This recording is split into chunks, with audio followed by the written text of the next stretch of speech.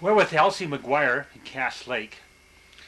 And Elsie, I don't have a microphone to have to wear because it's kind of inconvenient. So that's why the camera's kind of close so we can pick up the sounds and so forth.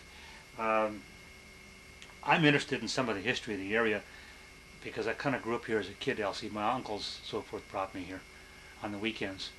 And there are things I'm finding out about just now I didn't know about. I looked at an old map and it said that the road going between Andrewsia Lake and Stocking Lake was the main road from Cass Lake to someplace. Was that correct? From where to where? Correct. To Bemidji. To Bemidji. Yes.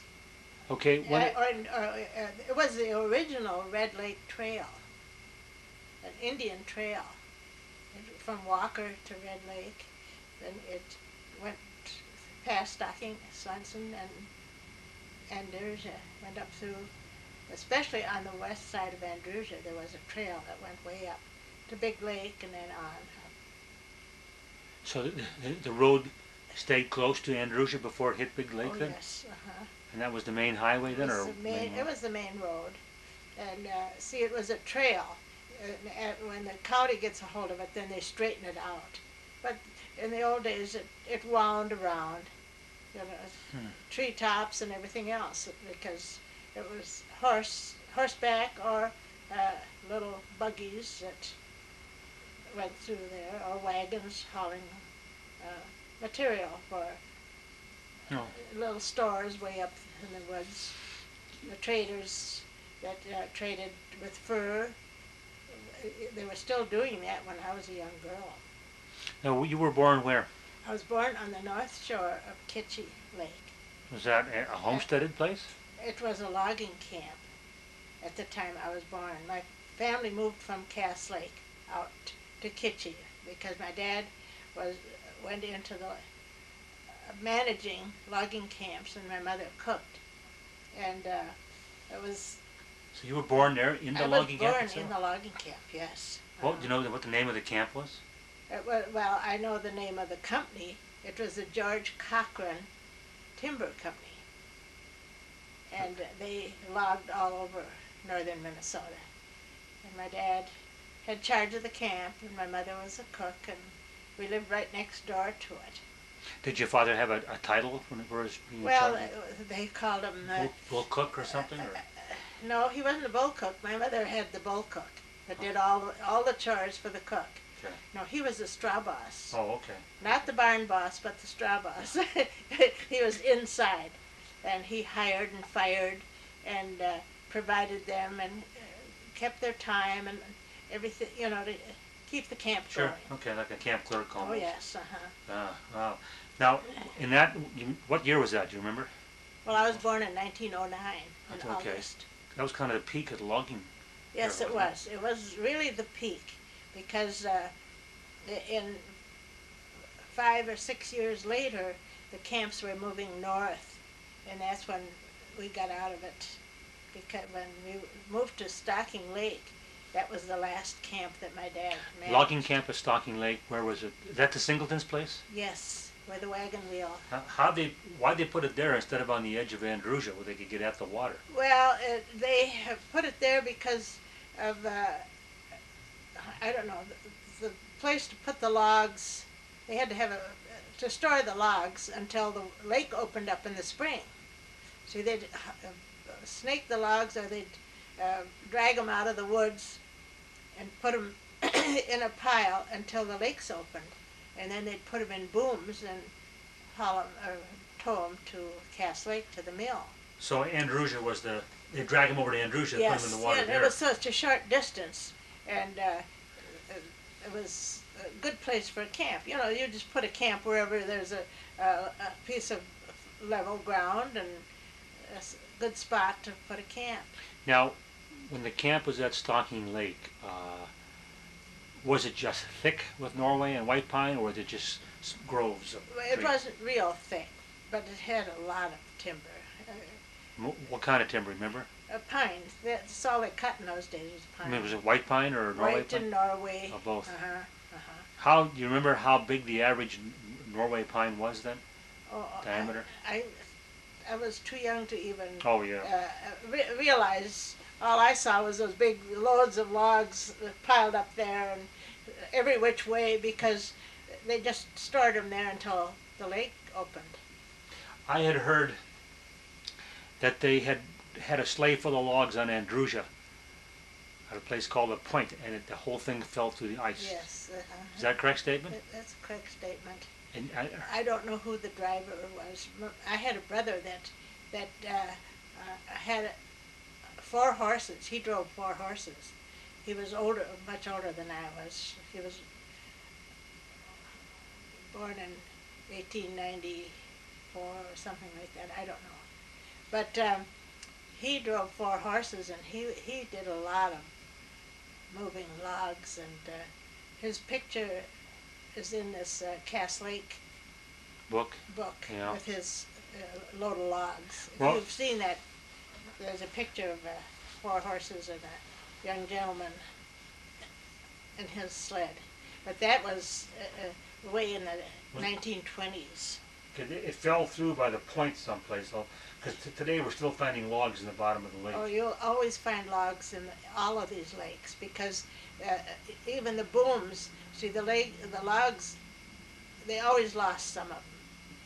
Some of the logs would be, especially those that were on the bottom of the pile, would be damp and from rain and snow, and you put them in the boom, and after they got in the middle of the lake, if they were heavy, they would sink, and they become deadheads.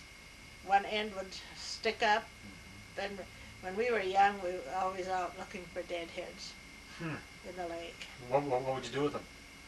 Haul them to shore, use them for firewood. Oh, I haul them to shore to use them as a barrier to catch the sand on the lake shore when I find them. We never thought of that in those days. We just left the lake shore as it was.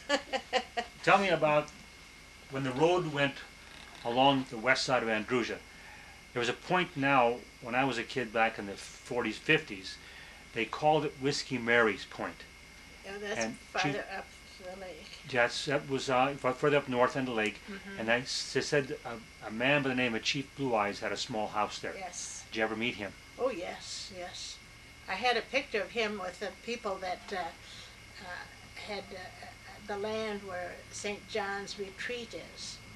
The people that owned that. Where's St. John's Retreat? It's right up the road from Singleton's. Oh, okay. And it's way at the end of Swenson Lake. Oh, okay. People who have it now, you mean? Yeah, St. John's Retreat. Yes, okay. That was a log house there. Whose was that? That it was built by an old settler, but I can't remember his name. And then some people by the name of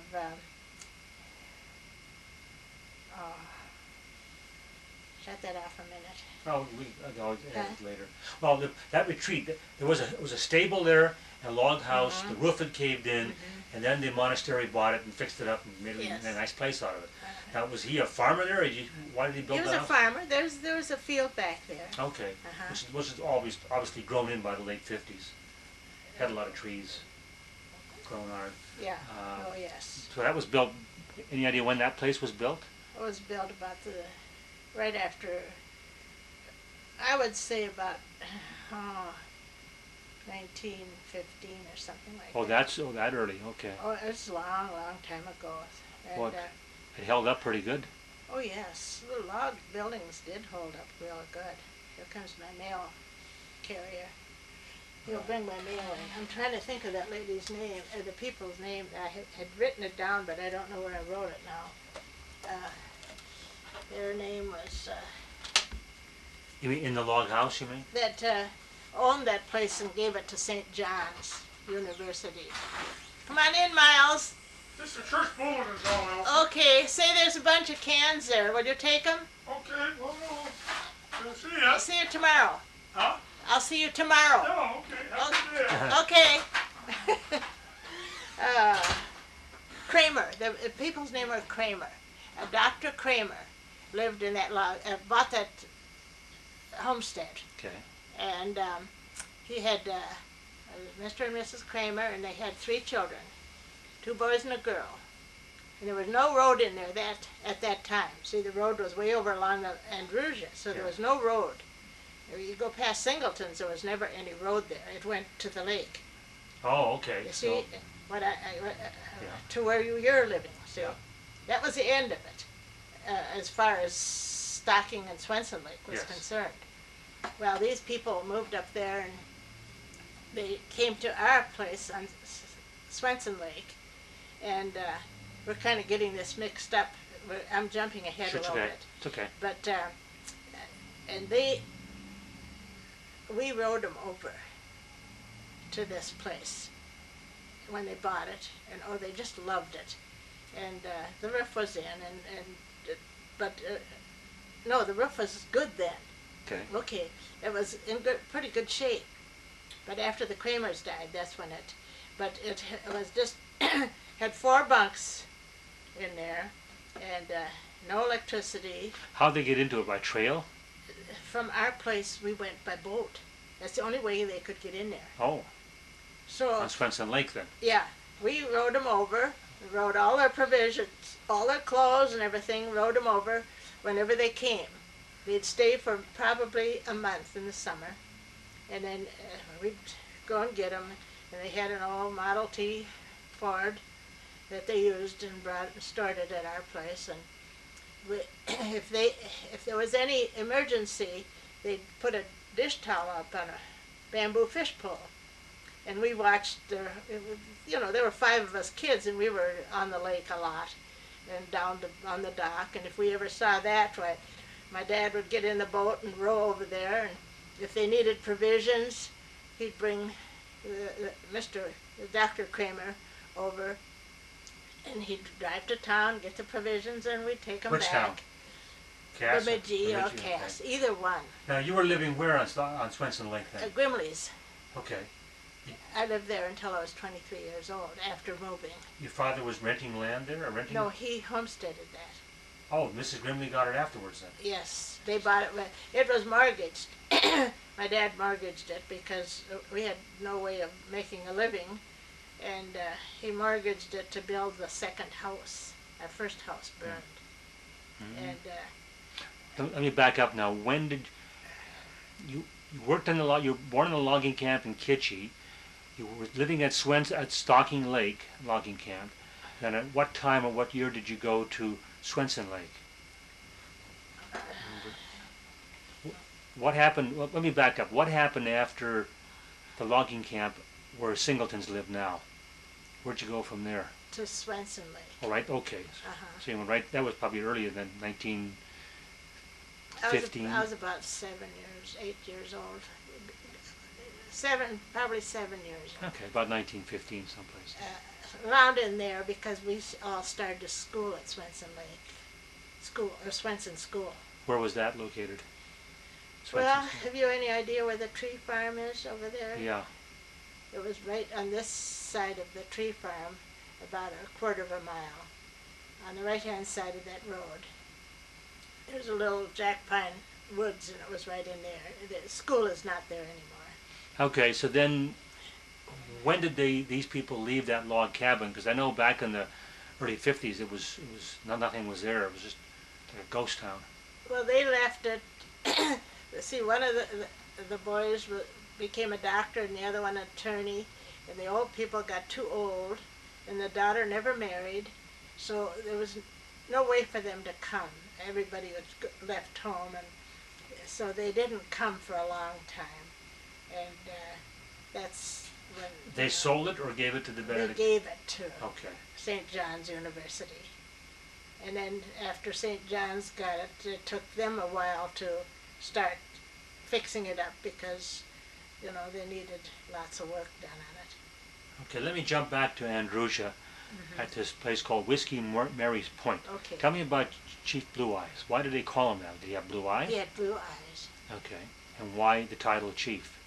Well, he was, when they got to a certain age in those days, they were chiefs. You know what I mean? He had a family, they were spread around, and he was the chief of the group. There was another chief up there too, Dave Boyd. Up where?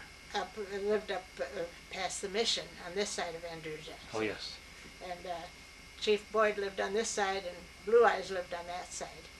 He lived on the point for many years. I remember a lady, I'm trying to remember her name right now, in Margaret, no, not Margaret, I can't pull the name out right now. She said she would go up to the point and see Chief Blue Eyes. He always put a blanket on the ground to accept his gifts. Yeah. Is that the way then? That was the way they did it in those days. He was a chief. He was not a medicine man. Right. There's a difference, see. Okay. Medicine man is different than a chief. Do you remember when the first resort, someone told me that Joe's Lodge was the first resort built on there, or the Yes, Andrusia Lodge. Yes. Which was the first one? Joe's Lodge was the first. And Joe Pronto was the one that put Joe the plan? Pronto. Did you ever meet Joe? Uh-huh. Okay. Oh yes, Joe stayed at our place until he got his house. Stayed with us on Swenson Lake until he got his first building built. Did he build them by himself, or did he have help, or how did he do this? Oh, he had help, the neighbors. Okay. There were two Finlander builders there at that time, Oscar Runo and Neska. I don't remember what Neska's first name was, but there were two Finlanders, and they helped. And next door to Joe's was to the south was McBrady's, where that other resort is now. Fin and Feather. Uh-huh. Was to be called Swedmarks at one time. Yes. There was a small resort there then? No, it was a private home. Okay. And we were caretakers of that home. And his name was McBrady, and he came from Evanston, Illinois. And he was a was in cosmetics. He sold, what we call Vicks Vapor Rub. He had steam salve. It smelled the same and was the same. He sold, manufactured and sold shampoo and hand lotions. When did it become a lodge then? When did it become a resort? When Swedmarks bought it? Yes. McBrady's, then they died, and the kids were all scattered. And they had one, Edith McBrady was a foot doctor, and she's the only one that didn't get married, but she wasn't interested in the place. So it was sold, and Swedmarks bought it and built a resort there. Okay, you remember when the places called Morning Star and Buckhorn came into being on the east side of Andrusia? No, I don't. Okay. That was after my time. I remember these resorts on our side of the lake because we were kind of involved. My dad helped build them, my brother helped build them, and the people came to our place for help and for information, and because we were the only white solid family in that community. Mm-hmm. There were Indians and then the two Finn families. Otherwise there was nobody. My oldest brother lived on that house on the right-hand side of the road just before you turn to go. Mm-hmm. You know that house that's there? That brown one? My brother built the first house there and lived there for This is many on the years. highway you're talking about? Yes. Yeah. Uh-huh. I'm talking about families now that lived there. See, he lived there, and Oscar Runo lived back. Oscar Uno, they nicknamed him Oscar the Finn, I think, didn't Oscar they? the Finn, yes. And he had a small farm there, just Mm-hmm. north of Joe's. Mm-hmm. That's where he always lived, right there? Oh yes, he lived there until, his later years he was in the rest home. He died. But when he first came to the area, that's right where That's the right. White Houses were Yeah. what he built. And Right, he evidently homesteaded 40 in there, and yes, he did. you said homestead at 40. Was it a minimum of 40 acres you got when you homesteaded? Yeah, it's usually by 40s. Ours was only 38 and some acres because the lake took some of it. See, 40 would be a square, and he had a 40 in there. So then your family sold the place to the Grimleys? Well, the Grimleys bought when my mother died, my husband and I were just starting in business, and we couldn't afford to keep it, and none of the rest of them even wanted it. So we just let it go back, and they bought it from the mortgage company or whatever. It probably went back to the county, and they bought it for tax title. Well, then how about the Swenson family? They've been there for a long time. Oh, yes. Do you remember when they came there? They were there before we were. Oh, they were? Yes, Oh, they go way yes. back then. Yes. Oh, okay. They were there before we were. because one of the Swenson girls was our teacher, Mabel Swenson. And, Okay, no, don't know her. she's gone a long time ago. I Okay. think, yeah. The fishing. Did you, when you were a small girl, go out and do any fishing at all, or did your father do any fishing? Yes. My father, we opened our place to fishermen from Grand Forks On Swenson Lake. on Swenson Lake. We had the bass fishermen, June 21st, I remember that. George Dunham had a candy spot and a soda fountain, you know, confectionery in Grand Forks was one of our better customers. And he always sent lots of people. And the people came. What kind of fish were you getting out of Swenson Lake? Black bass. Black Largemouth black bass. So that's at the time what it was famous for. Yes, oh, it was absolutely a wonderful fishing lake until they planted pike in there, and then the bass just went downhill. Northern pike or walleye pike? Walleye. They wiped it out, huh? Uh-huh. Do you recall what the average fish size was when you pulled them out of Andrusia, walleyes or Northerns? I'm talking about Swenson Lake. I Yeah. don't know about Andrusia. Oh, okay. I never fished Andrusia.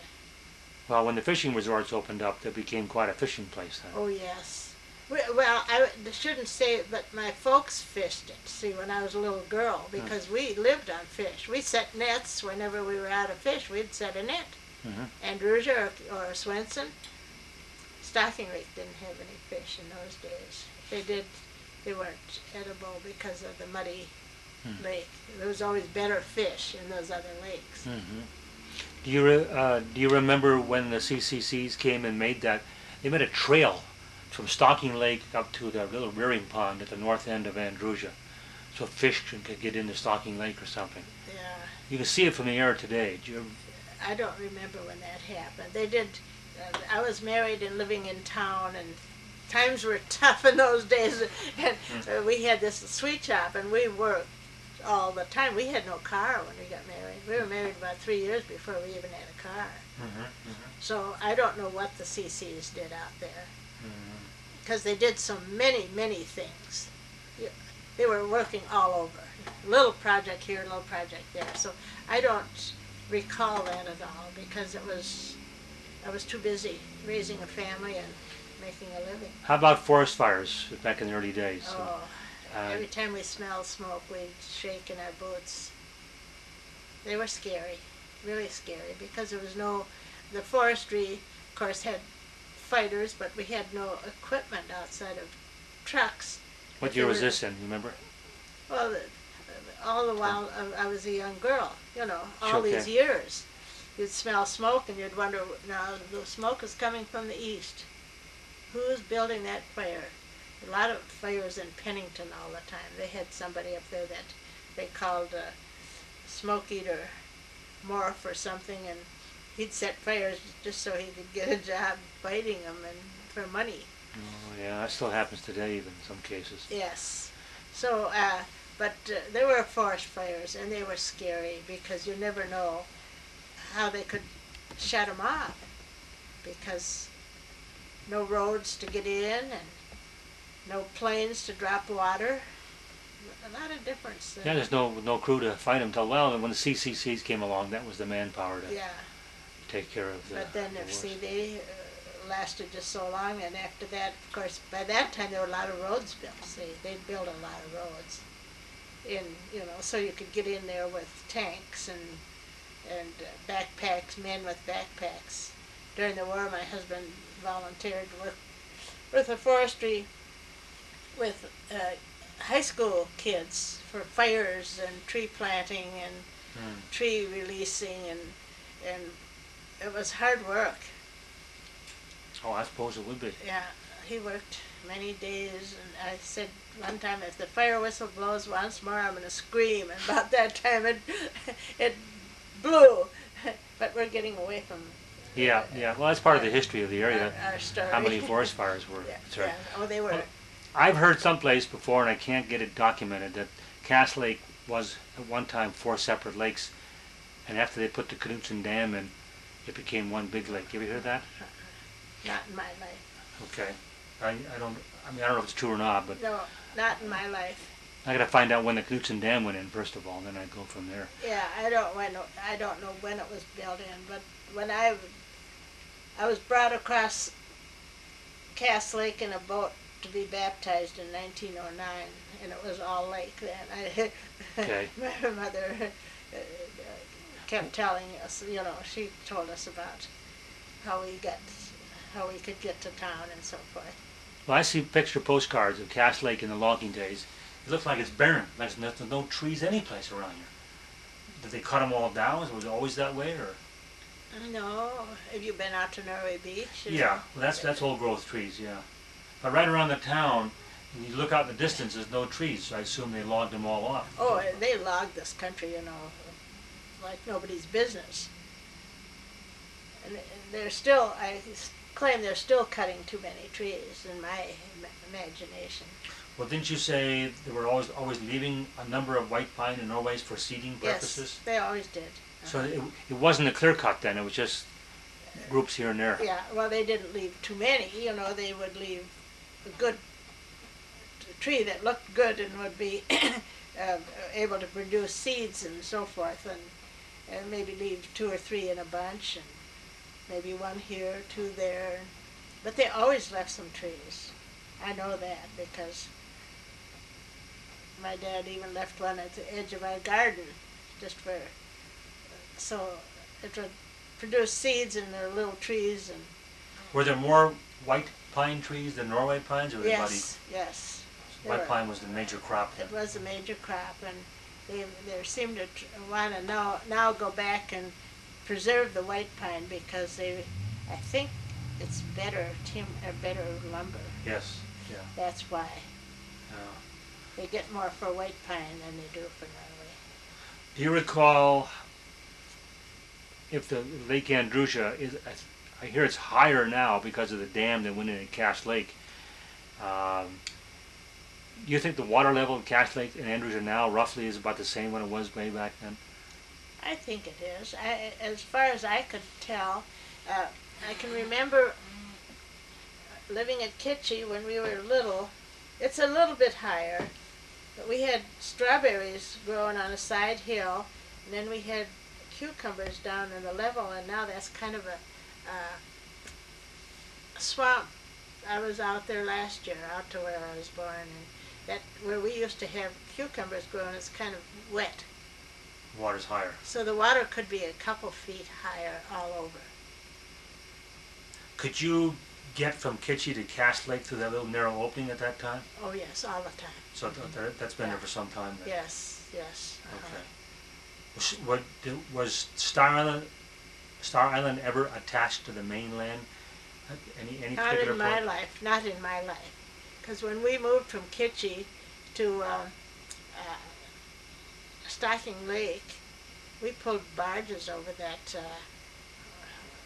low place. On the north side of Star Island? Yes. You'd pull what over? The Narrows. We pulled a barge with our furniture and stuff on, and with the logs that they moved from one camp to the other. Oh. They moved the buildings because those logs were all hewed out, ready to set up. And they'd moved all those too. So then they took the logging camp from Kitchie over to Stocking Lake Yes. by barge. By lots of it, most of it by barge. You sure? Moved it by barge. You'd think they would have put the logging camp close to Andrusia where they get the logs on the lake. I guess they didn't find a flat enough spot. Well, there's such a short distance. I don't know why they built it over there. I couldn't tell you, but it was such a short distance that they didn't feel that it was, because even at Kitchie they had the logs behind the camp. They didn't bring them right down to the lake in the spring or in the winter. They left them behind the logging camp and then just hauled them down by horse in the spring, put them in the water. Let me jump subjects. What do you know about the Andrusia Lodge? I hear that Oscar the Finn was involved in building that place back in 1920 something. And a family by the name of Reeds were the first owners. Reed. They were the one that put the place together? They came from St. Paul. And they got local people to help erect Oh it? yes, It's the only way you could build was the neighbors. Yeah. You know, there were no contractors around here unless you went to Bemidji, and there were neighbors did everything in those days. Well, there were about, I'm guessing, I don't know the number offhand, I forgot, about 13 little cabins in a very huge log lodge. I assume you saw that big Oh lodge. yes, yes. Like 3 fireplaces inside, and It was big. a lot of, They spent a lot of money just in building. the main lodge, you mean. Yes. Now, okay, the Reeds were the one that set the camp up and started building the camp, and they sold it to the Leshes, the Cornwell Lesh and Bessie Lesh and the Cornwells, Yes. and that's in the what, early 50s it burnt down. Gosh, I can't recall. I really can't recall. Okay. But I remember when it burned. Yes. The Leshes, or who owned it at that time? You recall? No, I don't recall that Okay. either. I keep wanting to think it's the Servans that bought it next after the Cornwell Lesh, but I was told the Cornwell family had the place when it burnt down. It could have been. Now, I'm not really familiar with who was there at that time. The only way we kept track of when I was in business with my husband there is when people came in to buy fishing license and hunting license, and then, you know, we get to know them, but not personally, you know, just as associates, business associates. Tell me about, I think you said something to me about the loggers would walk all the way from Singleton's place, where the camp was, into Cass Lake on Saturday. Oh yes, that was a going thing. If they wanted to get to town, they owned nothing, you know. They came with what they had on their back. That's where the pack sacks came in. They had, some of them didn't even have big pack sacks. They had just little rag bag. Is that what they called a turkey in one day? The pack sacks were called turkeys, I think. I'm not familiar with that. I just call them pack sacks. Pack sacks. How many buildings were at that flat spot over on, move the camera a bit here. How many buildings were in that flat spot at Stalking Lake? Only 2, really. Well, there were 3 with the barn. There was where the men slept, and then where the dining room and the kitchen, and then our living quarters were behind the kitchen. See, the kitchen would be kind of in the middle, then our home would be, our living quarters were here, and then this was the dining room. See, the dining room was really our sitting room when it came right down to living. Well, then, where the Singletons have their main house now, is that where the cook shack was? Yes. And then the bunkhouse was down towards the lake or down the hill a little ways? It was close by. I can't really see. There was no road going this way, so we had access that way too, because there was no road there. But the road that's there now was where the present road was. Yes, but it turned there. Yes, it turned into the Andrews Lodge. And a sharp turn. It didn't come at an angle like this. It was, I think it was a little closer to the lake. It slanted, you know, rounded. That road was straightened out about 3 or 4 years ago. That's the road that went into the Andrews Lodge. Yes. So that must have went around along the lake and up the north end before the Andrews Lodge was there. Yes. Now they straightened that out a few years ago and added some more. Yeah. You see, when I lived there, that was the road went down to Andrusia. It was just a trail when I was little, you see, because it was just the Red Lake Trail or whatever you wanted to call it. the trail to Blue Eyes, that's what we always called it as kids. Well, it went right past his place. Yeah. And then the neighbors talk about today there was the original path there someplace that's probably still there. I just don't know where it is. Probably is, Where the trees, yeah. where the trees grew. I had a picture and I sent it to St. John's for their archives of Blue Eyes and his wife in their little house. And it's I assume the house was logs, I assume? That I cannot remember. Okay. I'm sorry. I was too little to realize the difference between log and, you know, a little kid. Yeah, yeah. They were all homes. warm inside and cold outside. Well, if you went way back in the woods there from on Swenson Lake and you had an emergency, like needed a doctor in Bemidji, then you have to what, take a sleigh into town in the wintertime? Oh Or yes, definitely. take say a single horse and a sleigh to get to town? Uh-huh. Now, when you were at Swenson Lake then, but the road to Bemidji then was next to Andrusia. I mean, it didn't go where the present road is. The road to Bemidji? Yeah, from Swenson Lake. Uh, How'd you get to Bemidji? Out to where the road is now. That road, it was just a trail. Okay. That road was built when I was a young girl because we had the road crew stayed at our place, and that was Highway 8. And then it was Highway 2. Now it's back to 8. Okay, so the road on the west side of Swenson Lake was a trail when you were a girl then? Yeah. And the present County Road 8, then that was made during your time? Yes, it was. So then that means the trail going along Andrusia, on the north end of Andrusia, turning someplace to get to Bemidji, then was abandoned. On the north end of Andrusia. Yeah. I don't know. If you have a new road going to Bemidji, called County 8 at the time, then the trail that went along Chief Blue Eye's place must have been evacuated, not used anymore.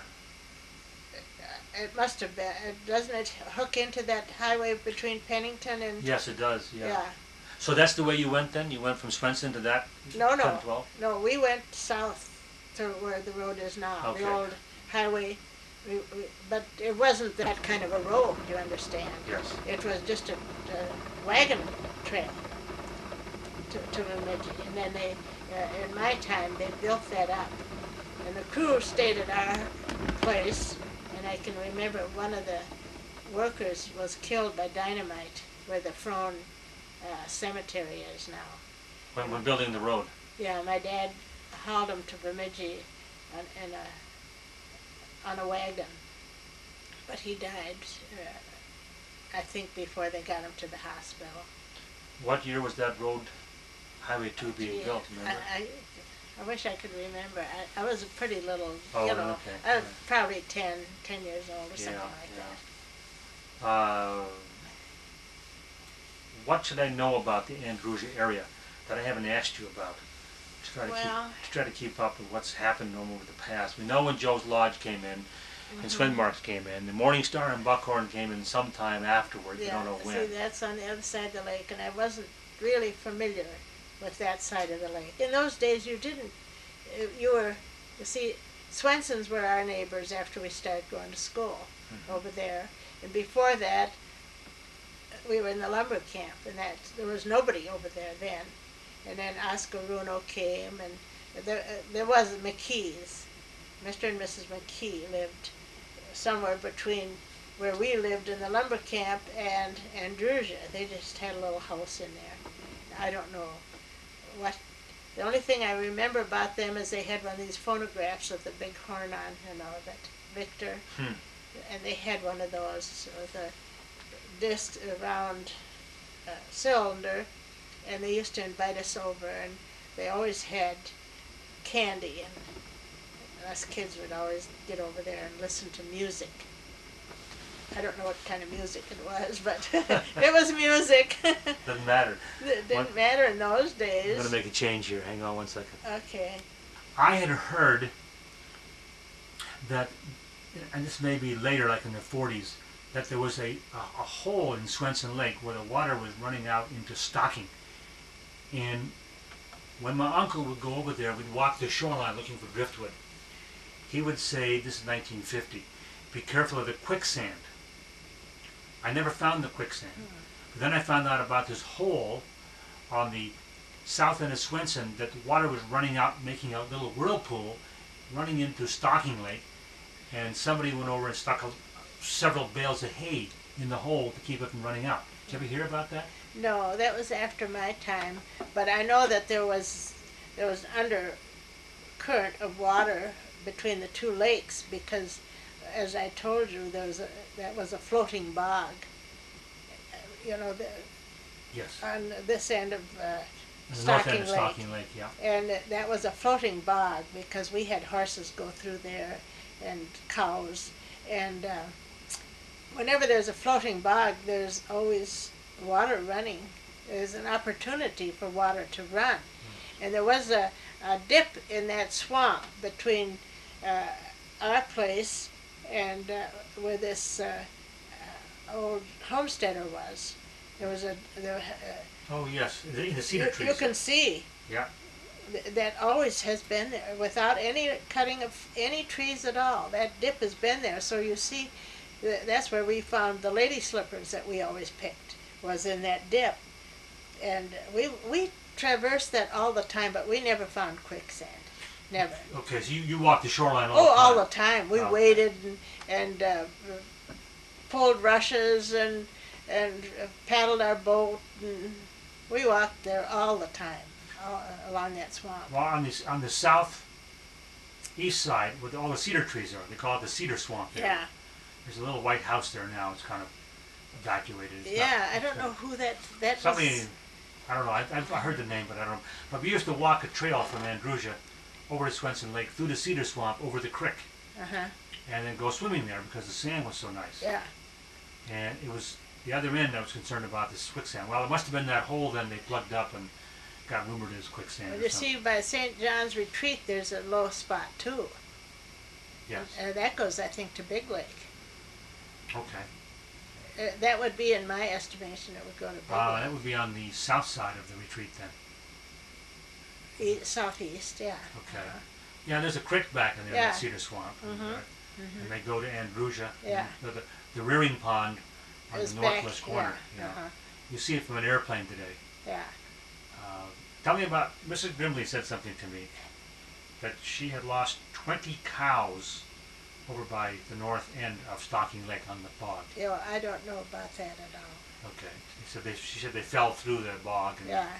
they couldn't get back. I wouldn't know about that, but we used to have horses break through.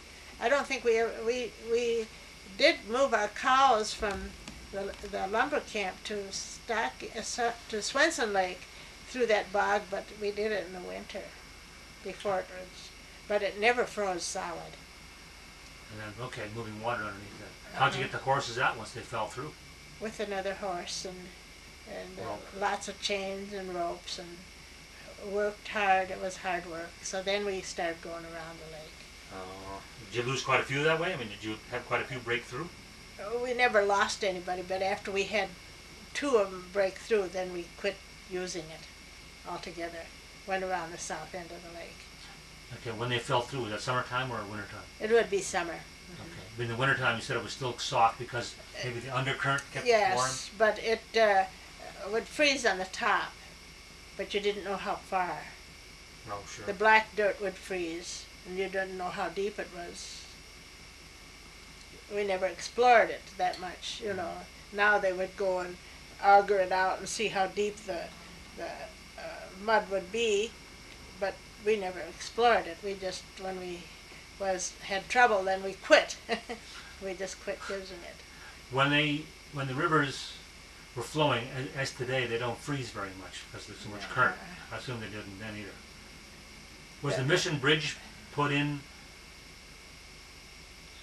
Well, I don't know when it was put in, the Mission Bridge, between Cass Lake and Andrusia. Do you recall when it was put in? I don't recall that, but I can remember when we first lived out there. There was no bridges across the Mississippi from Wolf to Andrusia. Right. None. We forded the river all the time. Well, in a horse, you mean? A horse buggy? Or Yeah. What? Wasn't too deep then, or what? Well, we went to the mouth of the river down where Jared's, that's where young Ekstrom lives now. Oh, by Andrusia. Yes. Okay. Cross over there. Yeah, across there. Well, it's deep there now, so. Yeah, well, see, the lakes are deeper. I'd say 2-3 feet deeper, but it was deep when we forded it. In the spring, the horses would have to almost swim. Oh. And the water would come way up to the box of the buggy. I can remember many times going across there. About where Ekstroms live now. Yes. In the water in the river, was it weedy then, like it is today? No, Pure sand? It was the hard bottom, you know, and I think it was much sandier. But there were some weeds, I would assume. Oh yeah, there was rice, wild rice in all the bends, you know, where the water would take a shortcut and it'd have that back flow. Yep. That was always weedy and rushy. Some people say today the river is much better than it was 15 years ago because they moved the sewer plant in Bemidji. Oh yes, that was a disaster. I wish, see, we have a cabin on Big Wolf, and I wish you could have seen the weeds that we suffered through. The whole lake was full of weeds. There was nothing. They were right up to the shore, all over, right up to the top of the water. And that went on for so many years before we ever knew what was happening. Years and years. Well, sewer plant added a lot to that, the old plant. How about the plywood factory on Bemidji? They must have put something in the water, 'cause that's why they were next to the water. I They don't. must have put some chemicals in there Yeah, also. I imagine so. I don't know. Well, I'm being told today, because the sewer plant's been moved to the other side of Bemidji and it's a new one, that we can see major improvements. Oh, 100%. Well, not 100%, but you know, as far as we were concerned, in 5 years there was such a difference that you couldn't believe. After the plant was moved. Yes. Huh. Now, how many years they were running that around the lake and dumping it raw into the river, we do not know. Yeah. They claimed they weren't, but then when we found out that they were, who is to tell how long? That was a disaster. Our lakes were, I wish I could even explain to you how the weeds were right up to the top of the water at the end of our dock, and you couldn't swim. And we would rake leaves to make a little spot for the kids to just bathe. You know, our little girls, we had 3 girls, and just we'd rake those weeds and pile them up, and just for a little spot for them to swim. That was back in the 50s or 40s? Oh, 50s. It was up until 50s, yes. Oh boy, it was a major change. I know. I remember as a kid that the river was kind of weedy, and the neighbors used to say it used to be so sandy at one time. But you see what happened, the river comes into Wolf up on the north end and it goes out right away. Mm-hmm. So all that stuff came in with all the north wind and all the northwest wind, and it came down to our end of Wolf Lake all the time because it comes in here and then goes out here. Mm-hmm. And the lake is here, see, Mm-hmm. with 2 points here. The points held a lot of it, but when it got down our end of the lake, it was there for good. You know, didn't go out again. So we really suffered from weeds. You just cannot believe. I remember it to some degree back in the 50s, but not completely. You just could not believe how awful it was, and not realizing that that's where it was coming from until they found all those dead fish up by the dam, and then they explored it, and then they... When was this? Well, I suppose in the 50s or... By the power dam? Yes. Do you know what kind of fish they found? Oh, all kinds of fish. Okay. We had a kill of whitefish in our lake. I don't remember the years, but the beach would be lined with these dead whitefish. We buried every day. How about the northerns and the walleyes? Do you feel those? No, just the whitefish. Huh. It was summer, and see, they always go into the deep water in the summer. Mm-hmm. So there was settling down there from this sewer deal that they were still catching, you know what I mean? But now you very seldom see a dead fish. Very seldom. But we had them. It was absolutely horrible. And if your neighbors didn't come for a week on either side of you or didn't come very often, we were burying dead fish until you wouldn't believe it. Because we lived out there. Do you recall what the problem was, what they said it was? Nobody put their finger on it. No, okay. Well, when I look at Cass Lake, seems to be the logging camps brought the business to Cass Lake, and that was over with it was the fishermen that really Yes. made Cass Yes. Lake go. Uh-huh. And because they would go out on Cass Lake, the launches would tow the fishing boats out there and leave them all day. Now, when fishing, I think fishing has dropped off. There's some argument Oh about yes, that. it Considerably. has dropped off considerably. That kind of put the hurt on Cass Lake because the fishermen didn't stay here. The hotels started shutting down and so Yeah. forth. I'll tell you something. We sold fishing license in the sweet shop. Of course, we were open from 6 till 10, and we sold more fishing license, non-resident fishing license, than anybody in the state of Minnesota for years. And they were fishing the Cass Lake area. Non-resident fishing license, yes. Well, We sold more than any other place in the state of Minnesota, non-resident fishing license. so you think that today, 1997, with some of our problems because the fishermen are not staying, because of the lack of fish, perhaps? I think so. I think they're going to Canada or Upper Lake of the Woods. I really do. Yeah. Well, I guess it's up to the next generation to make some changes to turn it around. If I look at the winters now and trying to compare them back then, was there a lot more snow built up on the ground then than there is now? We always had, every year, lots and lots of snow when I was young. 3-4 feet all the time. It seemed like there was much more snow. But you can't tell when you live in town because the first thing they do is push it all aside. You really don't know the depth of it. You don't see it because it's all moved. So I couldn't really truthfully say, but I know last year we had lots of snow, and that brought back memories when I lived in the country, because we always had snow, but we never moved it, only a path to the toilet, to the outhouse, a path to the barn, and a path to the garage, and that was it. The path to get to the road somehow, I suppose, with the Oh sleigh. yes, we had to get out to the road. My dad had a little drag and he dragged it with a horse and just smoothed it off. The spring it always broke through because it was piled up, you know. We packed it down most of the time. The spring we were always breaking through. So maybe 1996 was probably a typical winter I would say. back in the 1900s. Yeah, that I would 4 feet say of snow.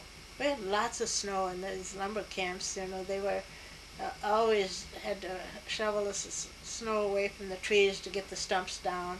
Some years the stumps would be this high, some years this high. But That gives you an idea of how much snow there was then. yeah, To do that. Well, what haven't I covered? I should know about Andrusia and Cass Lake area. That I'm trying to let the next generation or people know what happened here, what took place. The trees are coming back. The Chippewa National Forest, I don't forget the date that was established. Was that a national forest when you were here in the early years? You recall when that was established? Yes, it was. You see, they had the land office was in the brick building. Then the Chippewa National Forest office was right next door here. That house was the forest office. And there was a fire tower in the backyard here. The next door here? Yeah. Was the fire tower where the main office is now, the supervisor's office? There used to be a fire tower there. Yeah, they moved this one over there. That was a wooden one, correct? Yes, it was wood. They had to dismantle it piece by piece? And that fire tower was the next house Right over? in the backyard of that house next Are door. the footings still there for it, or are they gone? I don't think they're there. I think they're all gone because the yard was cultivated and planted into grass. Do you remember what year the tower was moved? Any ideas? Oh gosh, I don't know. I couldn't tell you. Okay. You could ask the Reimer that has that country inn out here. His dad removed it, I think. So he would know. I don't know the year. Do you happen to know why they moved it? Well, when they built the new place up there. Oh, they wanted it with it then? Yes. Sure. You could go up there and get the year too. That would be a better spot. Yeah. Well, that was taken down in the 40s, I think, because I don't know why. I assume because the wood got rotten or something. You remember when that was taken down? No, I couldn't. Okay. But they would know at the forestry office. Yeah. Did you ever climb it? Not this one. I've climbed Cuba Hill one and one out here at Ferris. I climbed those, but I never climbed this one. Ferris is gone. Yeah, Cuba Hill still stands. I think it does. Yep. Uh-huh. That's a ladder that goes straight up on the side. Yeah. And that's about almost 130 feet high, that tower. Yeah, it's beautiful when you get up there. Yeah. I was up there a couple weeks ago. Isn't it wonderful to fly over this lake country, and if you can fly low enough so you can see the lakes and the points and the depth of the waters. And When's the last time you were in a small airplane? oh gosh, I was quite young. Well, maybe I have access to an airplane at the airport. Would you be interested in going up one more time to take a look at all these lakes again? I don't see very well, but Can you? Well, you can see. I can see. Distance. I see this. I see the clouds, but Well, we'll talk about it again. we'll talk about think it. My vision is very blurred, very Okay. blurred. Okay. See, I see you, but I don't. Yeah. I wouldn't. If I met you on the street, I'd never recognize you. So you have to. If you meet me in a crowd, be sure and say who you are, Sure. because I'm always asking, now who's that? Who's that talk to me? They don't announce themselves, and I don't recognize. See, because I have no focus, Sure. none whatever. Hmm. And boy, that's a tough thing to live with, Yeah, I suppose it would be. Oh, you think you can't read and so forth. When you Well- can't read, you don't realize what you're missing. Elsie, you have a remarkable sense of memory and alertness, and a lot of people that are older don't have the mental faculties you do. You have, it's incredible. Well, you're, I've used mine. I've kept using it. You know what I mean? Mhm. I've written a lot of stuff. I don't know if you want to read it or not. You say poems, stories, or what? Stories about my things I did and so forth. Do you have any older pictures we can photograph that you think might be of interest to the people who live in the Cass Lake and Gruger area? It has some historical value. Well, I have just mine are all family pictures. You know Oh, what I okay. mean? Oh, I thought maybe I don't have any scenery. pictures. No. Okay.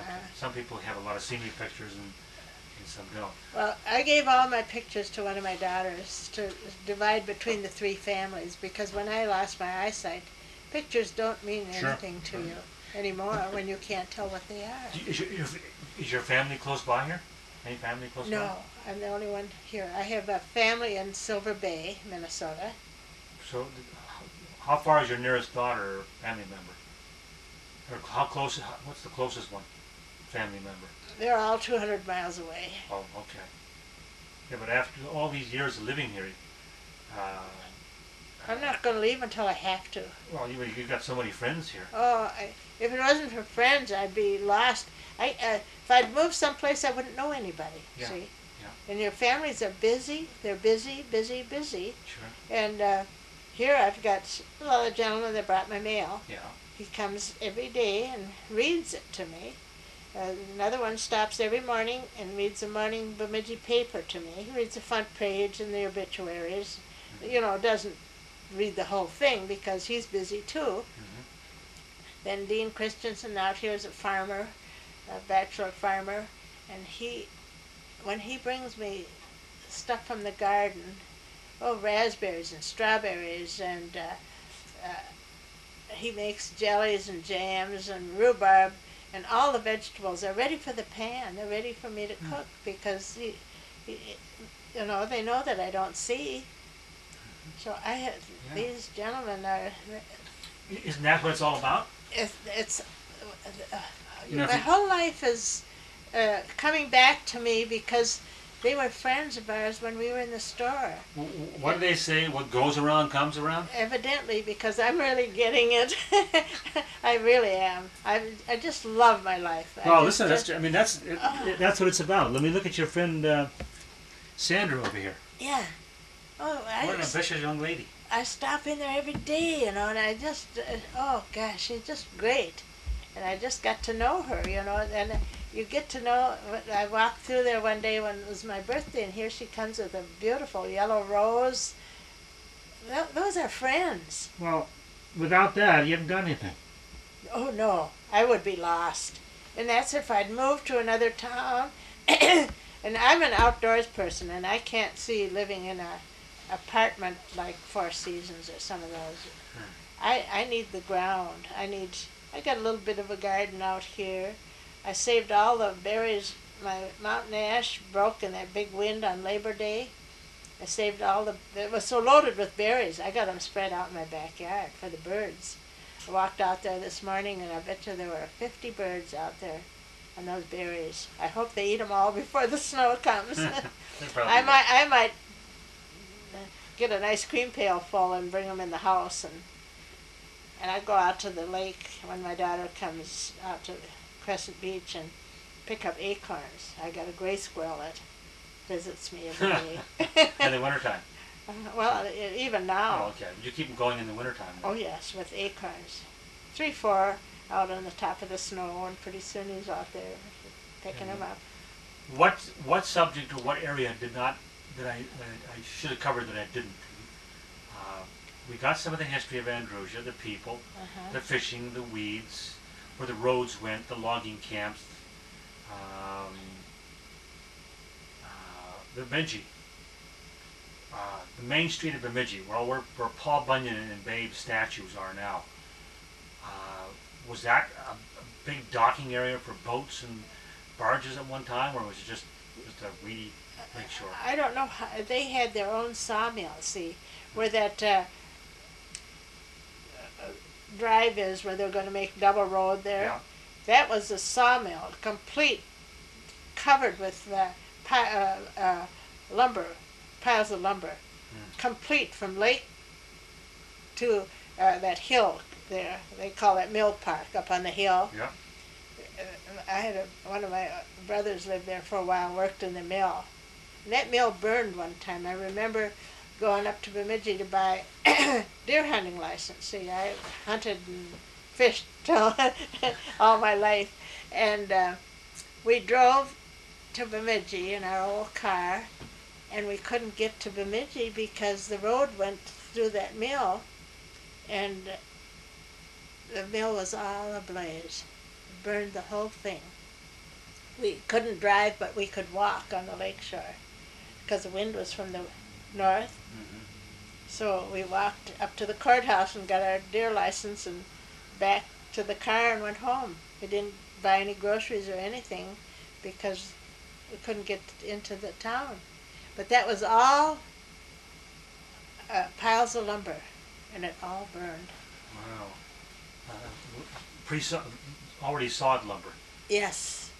So you see, they didn't, they were just sawing lumber from around the 2 lakes mostly, or the timber from around the 2 lakes. And I don't know. Which 2 lakes? Bemidji and Irving. Okay. I don't remember, you see, the booms would have to go with the flow of the river.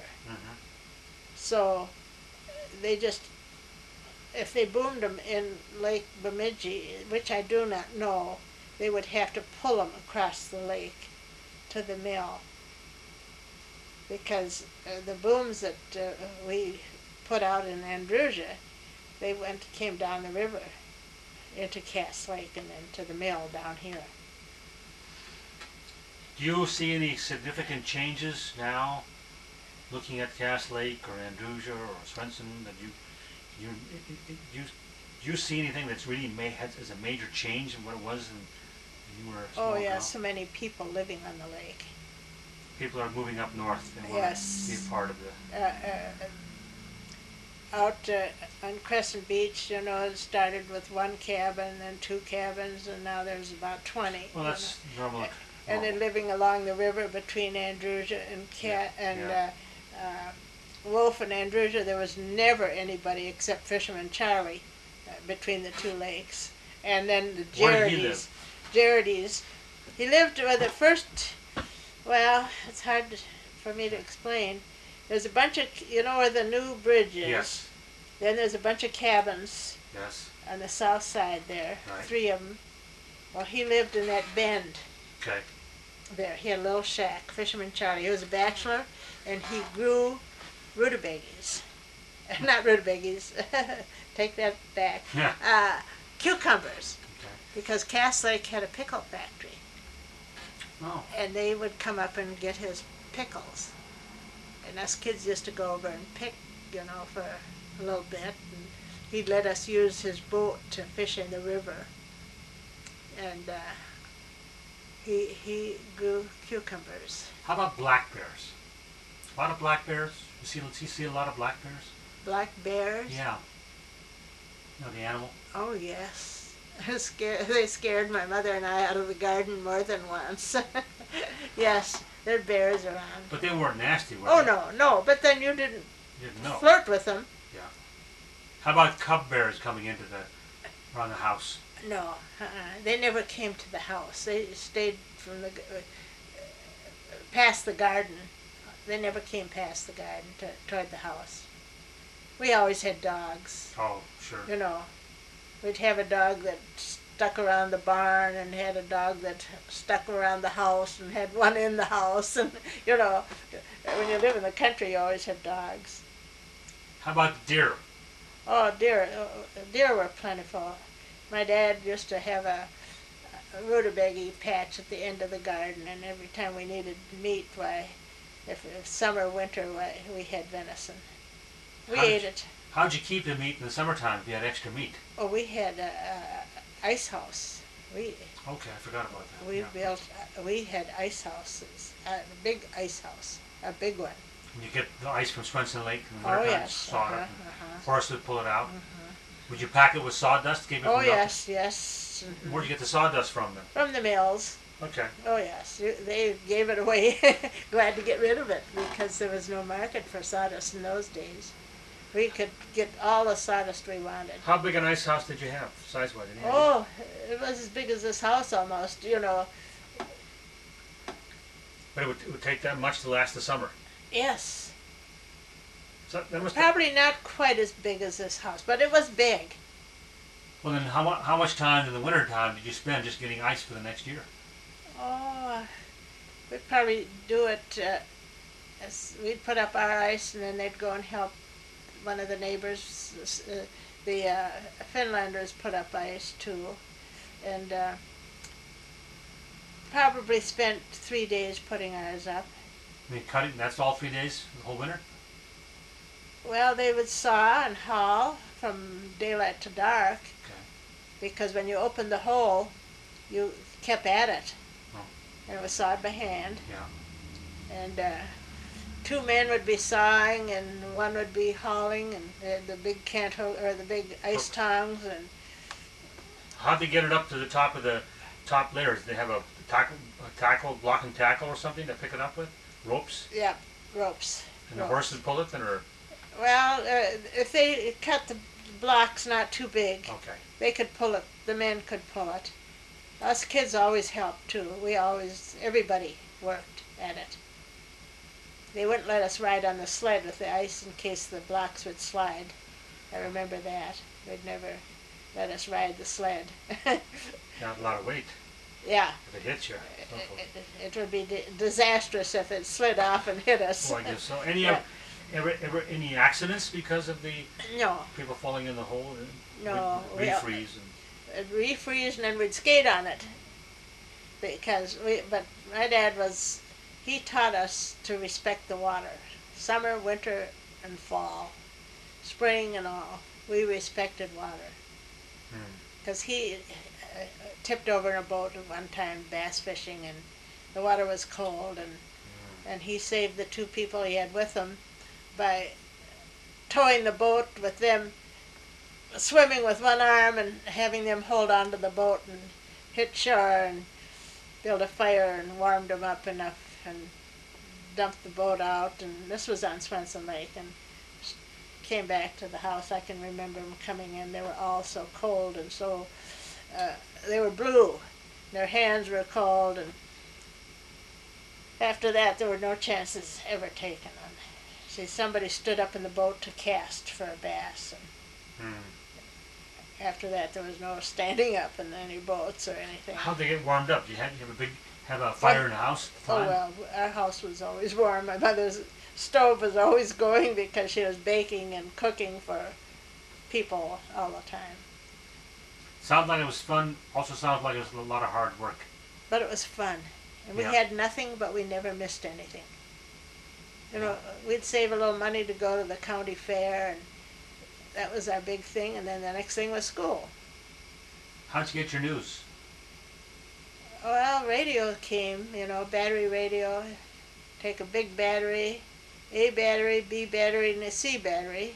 Right. And you'd only listen to news. I remember listening to WDAY in Fargo, and my sister had sent in a postcard, and she won 25 chicks. That was the best news we ever heard over the radio. What year did you get your radio in? Oh gosh, I can't. We were still quite little. It was right after they came in. It was a Bosch. I remember that. A Bosch radio? B-O-S-C-H, yeah. A Bosch radio. B-O-S-C-H. I can remember the box that it came in. Yeah. And that's funny how things stick in your mind. Yeah, you turn it on just to get the news and turn it off to save the batteries? Yes, definitely. Uh-huh. You remember what year that was in, roughly? Oh, I can't remember. We were little, so it could have been in the early 20s, or around early 20s. Huh. But we had 3 batteries, you know. And of course that storage battery, the big one, car battery we called it, that had to be taken to town to be charged. So we rationed ourselves plenty on this radio business. That'll make the battery last long. Well, I guess I covered everything. Yeah, I think so, pretty much so. If I think of something, I'll give you a call next time. Just come back anytime, you know. Okay, well, thank you. If you want to fill in and ask questions, I'm usually here. Just call me up. Yeah. And I'll make it a point to see you. You know what I mean? Sure. Because I'm interested in getting this stuff on print just as much as you are and as It should anybody be there else. for people after me and after us and so forth. I had a sister that died just last spring, and she never talked to her children. When I bought a driver's license, it was 35 cents, and you didn't have to take any tests or anything. 35 cents. We didn't have car insurance, you know.